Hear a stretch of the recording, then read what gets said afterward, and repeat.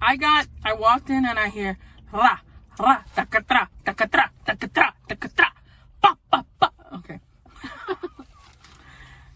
And I saw abuelita and I saw mamita and I saw everyone who was not of Caucasian descent. This was, I think this is owned by Spanish people. There's some Spanish people up in here. Yeah, so she walked in and she tells me the scoop. She's like, I don't know, but they're your people. I think and they're I said, her people. well, I don't care if they're my people. I'm going to judge it by the sandwich. But her people know how to put some adobo on sazon, so I don't know if this is a Latin cheesesteak.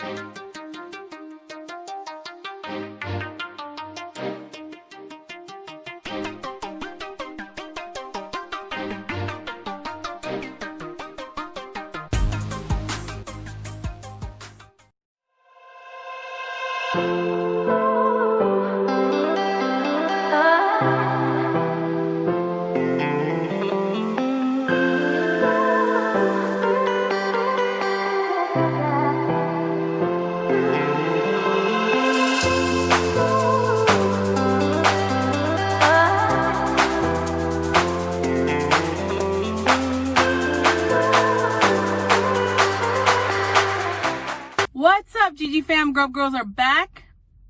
Thanks for tuning in. If it's your first time here, welcome to the family.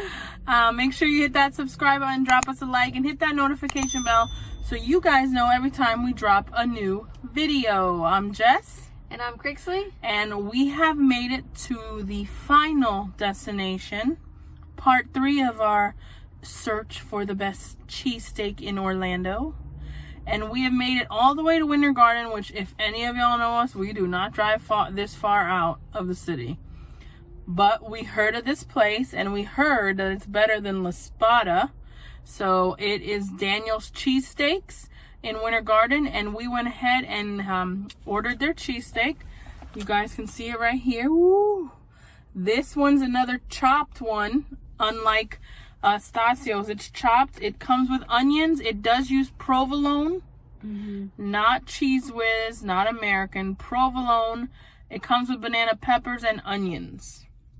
So this one is onion heavy. It is? You think so? You can see all the onions. Okay, but it is chopped small, like La Spada's. So, cheers. Let's see. Cheers. It does look juicy. I'm wondering if the chopped has something to do with that.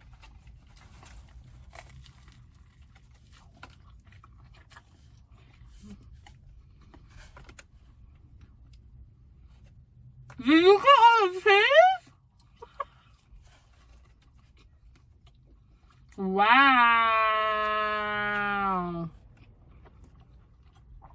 Guys, we've been eating cheesesteak all day, so as you can see, it's nighttime.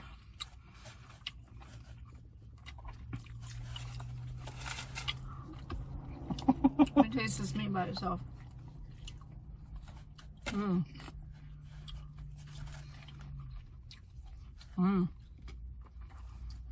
Not dry. Meat has great flavor. Very flavorful. They season that baby. Tell me what you told me when you walked in. I'm the one that picked up the cheesesteaks. I walked in and I heard, damn, she really took all the damn cheese. I'm not getting that pull. It's only for special people. I walked in and I hear ra ra takatra takatra takatra takatra pa pa pa. Okay. And I saw abuelita and I saw mamita and I saw everyone who was not of Caucasian descent. This was, I think this is owned by Spanish people. There's some Spanish people up in here. Yeah, so she walked in and she tells me the scoop. She's like, I don't know, but they're your people. I think and they're I her said, people. well, I don't care if they're my people. I'm going to judge it by the sandwich. But her people know how to put some adobo on sazon, so I don't know if this is a Latin cheesesteak, but what are your thoughts? Sweet? Because it doesn't have Cheese Whiz. It has provolone. What do you think? But unlike Stasio's, where this is why the provolone isn't getting hard, she still has a pull, is they put it at the bottom of the sandwich. So the meat is still heating it up, which I think is a plus. Look at the son of a gun. I'm not gonna pull. So let's talk about the bread. The bread is different than the other two we had.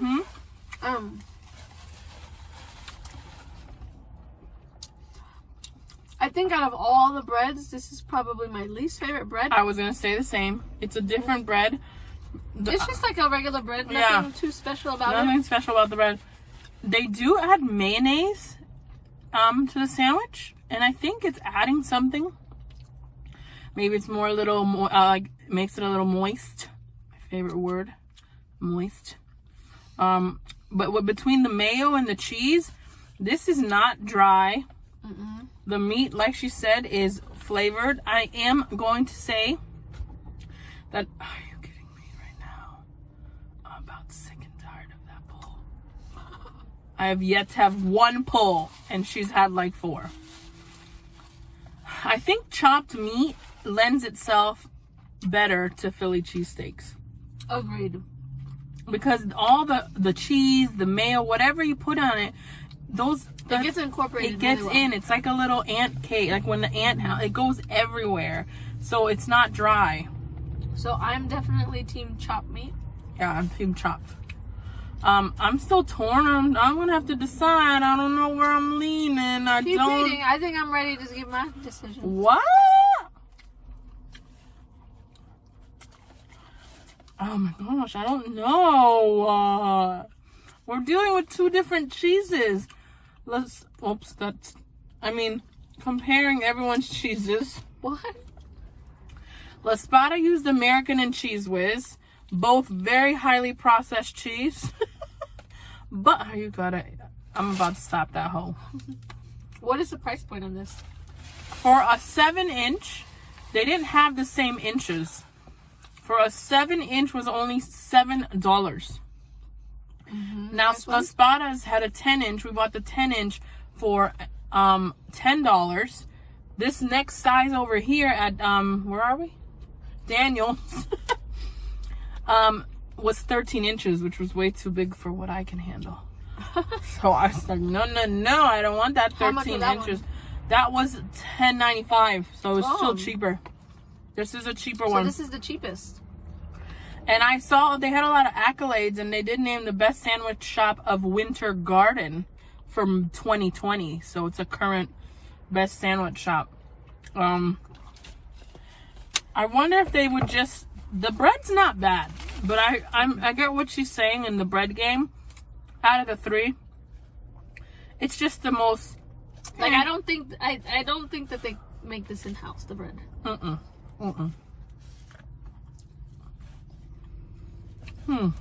I'm ready for my decision.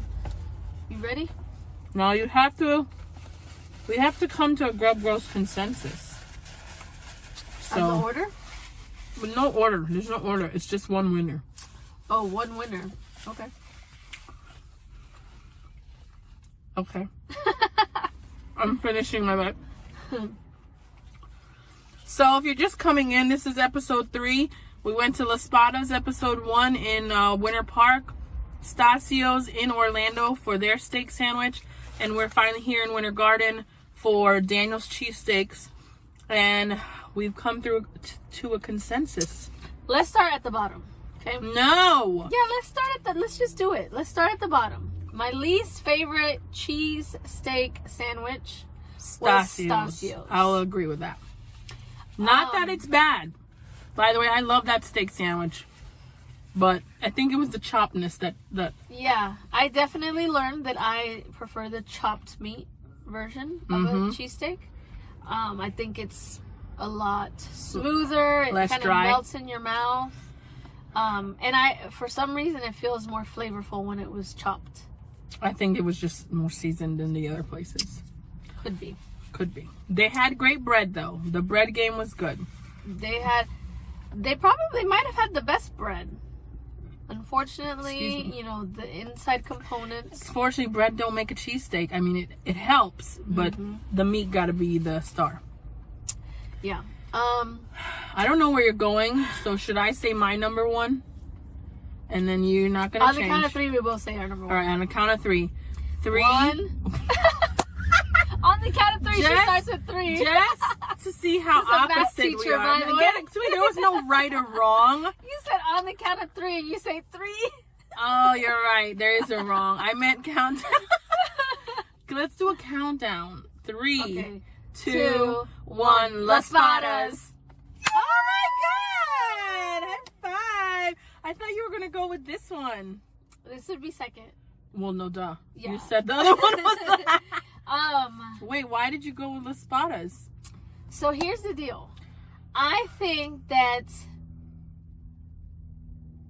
let's compare the meat, right? Meat to meat. Equal. I think this had a little bit more flavorful meat. Oh yeah. Seasoning wise, I thought you meant the cut. Seasoning wise, the meat here was better. Definitely abuelita. Just by a little bit. She put a little more sazon in adobo. You know, just a little more adobo. You know, she put the salsa in there. You're salsaing her.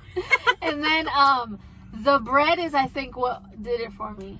And really? I'm not sure if the cheese whiz. I'm gonna say it was the cheese whiz and American cheese, and we've discussed this in the flaming hot grilled cheese video, that as artificial as some American cheese, they melt really, really well. That's true. And it melts, and it just like cascaded all over the chopped meat. I mean, but that says a lot for this sandwich, because this sandwich did not have the cheese whiz. And I mean, I debated in my mind still if I would choose it first. I think the mayo helped this sandwich to not be as dry, because provolone is not